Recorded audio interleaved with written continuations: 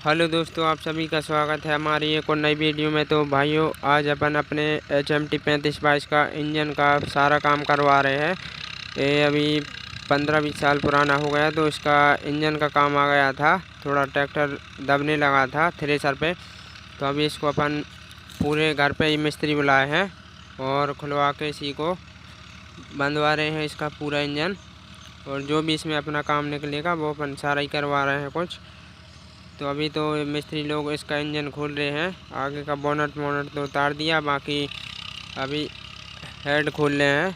बाकी 2 दिन के बाद ही बनेगा ये अपना, भी जाएगा वर्कशॉप में बनने के लिए, फिर और फिट होगा।